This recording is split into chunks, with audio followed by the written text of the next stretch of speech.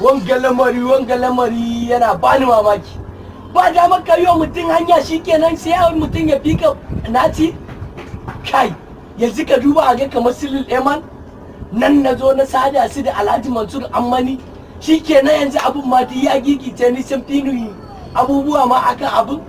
Kai da ma zan gashi ya taimaka ba ko jika 5 ce. Wayo Allah ya kawo min Lil Eman ko ta jika 5 ce ba. Dan halak ya ki ambato ga ya can ma zuwa. Kai ya na kai shi kamar da security. Kai gaskiya abun nan abun. Yau to ku tsaya anan. Ina so. Wallahi aka yi ne abubuwa. Wallahi la ya la wallahi. Ya harkoki. Wallahi la ya la. Mana biyu. Wallahi la ya la wallahi abokina. Yo Allah ya abubuwa ya namu. An ce ai yanzu kai sama. Wallahi sai dai gode Allah abin sai gode Allah. Te ma ga sunan a bayan ka abun mamaki. Wallahi tallahi to ka san lamarin ubangiji. To me yake faruwa haka? To ai ka san shugaban kasan nan mai neman takara Mansur Alhaji Ammani. Ka san mutum ne na gari. Saboda mutum ne wanda duk wanda yana gaishe sai ya ji daɗi.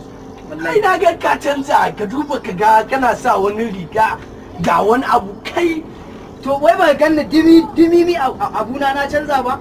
Ba ganni na ƙara kuma na ƙara haske.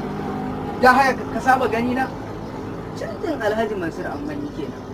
Mansur Alhaji Ammani kenan.